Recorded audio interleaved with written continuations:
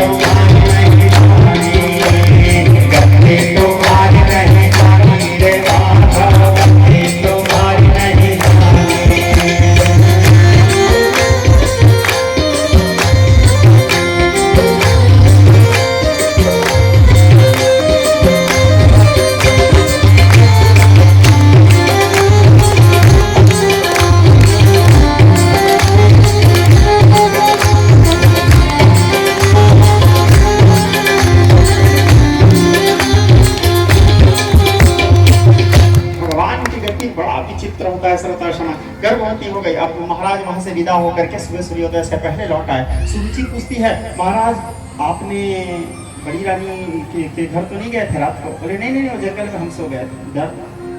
और देखो अपने नारी से तो हर आदमी डरता है।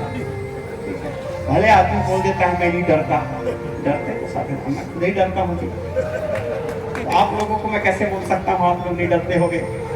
डरते समय कहाँ पहुंचे जी? वो आदमी भले बेचारा बिलासपुर में रहेगा, लेकिन नहीं वो मैं वो क्या बोलते हैं जांजगीर पहुंच गया बोलेगा ए भाई। तो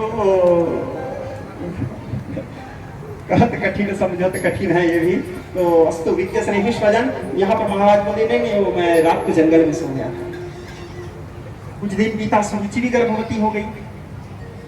देखो नहीं होते तक दोनों नहीं हुए, अब हुई तो सुरुचि भी गर्भवती हो गई। कुछ दिन बीतने के बाद बड़ी रानी सुनीति एक सुंदर पुत्र को जन्म देती है। ब्राह्मणों के अनुसार, नीति के अनुसार उस बालक का नाम रखती है ध्रुव। अब कुछ दिन बाद सुरुचि फिर एक संतान को जन्म दी। बाद में उसका नाम वो अपने रुचि के अनुसार रखती है उत्तम कुमार। दोनों बालक धीरे धीरे बड़े होने लगे।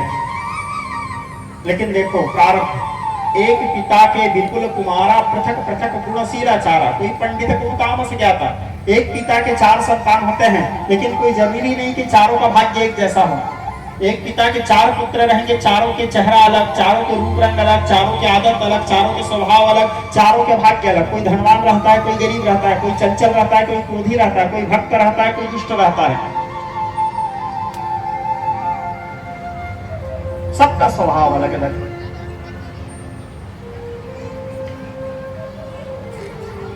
धीरे धीरे दोनों बालक बड़े होने लगे। एक बालक उत्तर कुमार हजार कईयों दास दासी सेवक उनकी सेवा करते थे। अनेक प्रकार के वस्त्र आभूषण आदि धारण करते थे, अनेक प्रकार के पकवान खाते थे। एक बालक ध्रुव जंगल में रहने वाले कोल भील के साथ निवास करते थे, अभाव में जीवन यापन करते थे। धीरे धीरे दोनों बड़े होने लगे। ध्रुव 5 वर्ष की अवस्था में आए। एक दिन अपने सखाओं के साथ क्रीड़ा कर रहे थे। क्रीड़ा करते समय उनके सखा लोग बोले, भैया ध्रुव जानते हो आपके पिताजी कौन है? ध्रुव ने कहा नहीं जानता मैं। ध्रुव जानता भी नहीं था, बचपना से उनके माँ उसको बताई भी नहीं थी उनके